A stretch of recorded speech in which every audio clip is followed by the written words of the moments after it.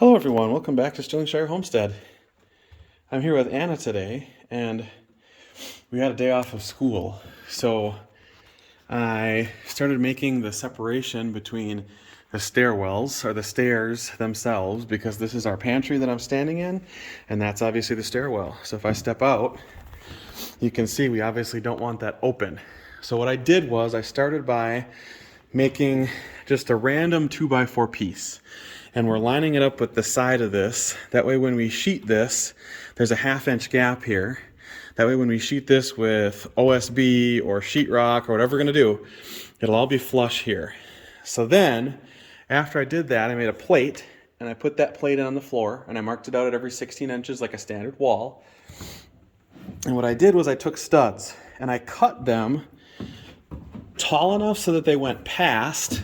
Like right now it's already cut. I made it so it went past, but short enough that it didn't hit underneath here. And what I did was I took a pencil and I scribed the mark. I put a mark on this piece going across to show where it was gonna go. That way when I cut this, it gives me the perfect lineup. You can see that, and sitting exactly against where I had it initially. I did that for every one of my pieces. So this one is nice. If I grab my big piece here and I put this in, you'll see this. It slides right in. Whoa! This big piece, let's try that again. Slides right in. There we go. And it fits exactly the way it's supposed to. So now when I nail this in, I can nail it in from the top because I've got a little space, and it'll also be flush with the rest of this all the way down and still give us our 1/2 inch gap. You can see that down here, a little tiny 1/2 inch gap right there. So we're gonna nail this up and get this all squared away. I just wanted to give you guys that trick. So you put this little piece on the side, you just screw it in temporarily in case you wanna move it, and then you scribe, that's what that's called, when you take this way and you put a pencil mark on it. That way you know for certain it's exactly where you want it, and then you can go cut it without having to worry about it. I did the same thing for these two down here. And when you're scribing for that, if for some reason you're not perfectly up and down, which is why you need a level to do that. Let's put that one over there. If you're not perfectly up and down, you might have a piece that ends up being off kilter. So what you'll do is you'll line it up here first, and wherever it comes out, and then you'll kick it over so it's perfectly level all the way up and down. So we're gonna grab a level from upstairs. We're gonna finish this little section, and then we're probably gonna call it a day today. We also made some decisions on what we're gonna do for our interior walls. Right now, it's almost March 1st. We're 28th of February, I think. 28th or 27th, one of those two. And 27th, because it's 28 days in February, right? So lumber prices right now are incredibly low, which I would expect them to be, given the fact that not very many people are building in February and March. And so what we're gonna do here is, instead of doing walls out of drywall, we're actually going to do OSB, 7/16 OSB walls, which is this stuff right here.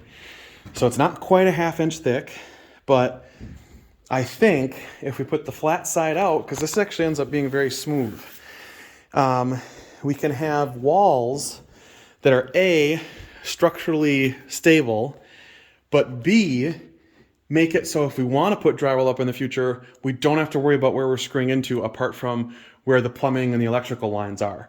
And because we're doing that work ourselves and we're filming this for you guys, we can go back and look at this film and say, hey, clearly there's an outlet box there. We don't want to like nail or screw anything in that area. So we'll move over a little bit and we'll screw in someplace else.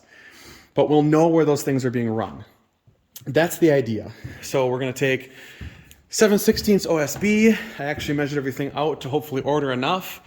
We're thinking somewhere in the neighborhood of about 250 to 275 sheets of this stuff. We're gonna do it on the ceiling. We're gonna do it everywhere.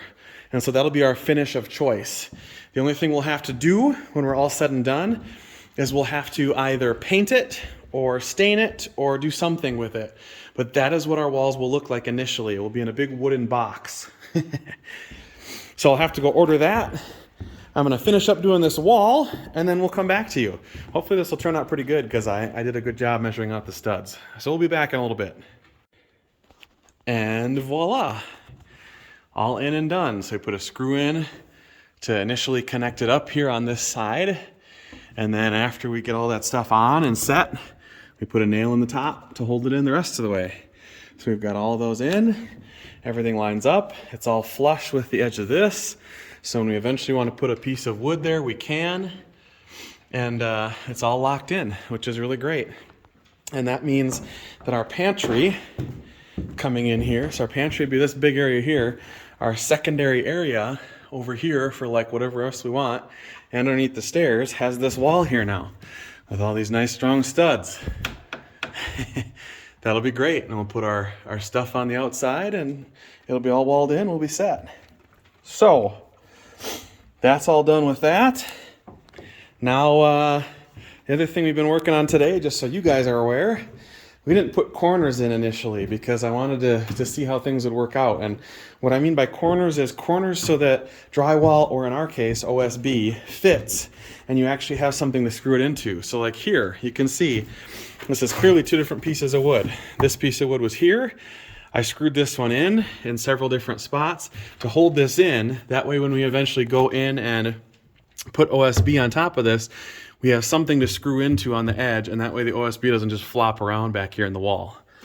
That's the same with this corner here. We took care of that. It's the same with this corner here. We took care of that. That's the same with the hallway corner. We put another piece on the hallway side, here and here. That's the same with all the stuff in the master bedroom. We had to put one here. We put a big one here for the inside. We put one over here. We put one, we finished that one up there. But all the corners, all the places where you're gonna have drywall coming into each other, you have to put a piece in. So I put this one in today. I put this one in here to catch this corner, so that's done. The master walk-in closet, this one's all said and done. We got this locked in on this side, we got one in here, but they're all done. On the first floor, all of our corners are done, and that's what we want. That way, when we get to that point and we're starting to put up our OSB, because I think that's what we're going to go with for sure, once we start doing that, we have a place to nail and or screw things down to, which will be great. So that's all we got today here from Stirlingshire Homestead on a freezing rain Monday. We'll give you guys a shot of what it looks like out the patio door here. So far, not too bad on the deck. A lot of that's been melting.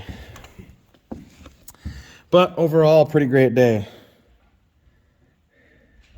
Lots of stuff we got done. I love this view. This is just super nice. It's almost like the person who chose this spot was thinking ahead. Haha, me. All right. We'll see you guys later. Thanks for watching Stirlingshire Homestead. And if you like what we do, consider giving us a like and a subscribe. And if you really want to support us, we also have a merchandise link down in the description. Viewer discretion advised there. We have some things that are just funny. So, we'll see you next time. From Isaac and Anna. Good girl. We'll see you later. Signing off. All right, let's go.